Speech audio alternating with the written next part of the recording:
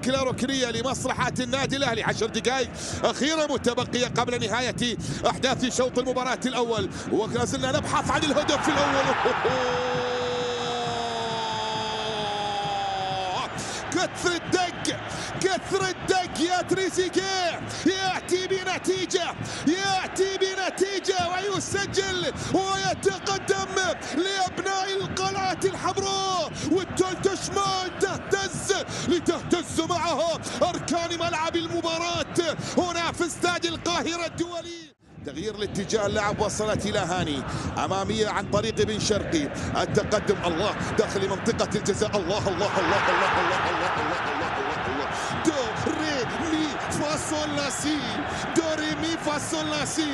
أهلاوي في ملعب لا يقهر الأهلي، وعلى غنغم المتعة والإبداع يعزف أجمل الألحان ويقدم لمسة فنية وإبداعية، وطرب طرب طرب طرب طرب، يضرب اللي ما يضربش، يرقص اللي ما يترقصش، وينقص اللي ما يتنقصش، ويسجل في اللي ما يستقبلش.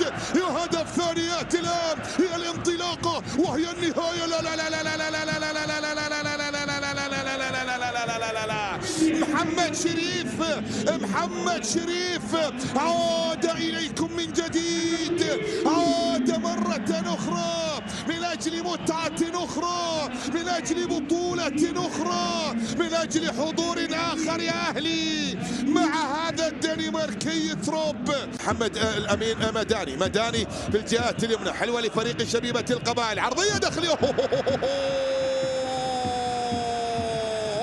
هدف وتقليص الفارق لأبناء القبائل يأتي في اللحظات الماضية وبالنيران الصديقة. نعم بالنيران الصديقة يسجل، يقلص ويعود إلى المواجهة، يحيون الآمال. هذه الكرة العرضية الماضية، وهنا التدخل الشناوي بعد كرة مثالية جدا يبدو من حمزة موالي هو أو هذا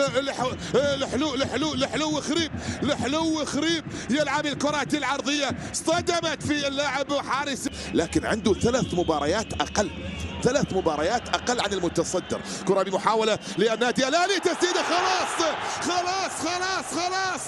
هي الحاسمة بأقدام تريزيجيه، هي القاضية بأقدام تريزيجيه، هي مصدر الأمان والاطمئنان لنتيجة المباراة ونقاطها ال3. يسجل تريزيجيه من جديد، يعود ويضع الكرة في المرمى ويعلن عن ثالث الأهداف. صاحبي يا جدع يا قوي يا بطل، عارفك من يومك وانت جبل، ده انت اللي بتقوينا، قبطان وانا السفينة، هتزقني فوق ونعدي الموج، بكرة ما يعود من تاني حروب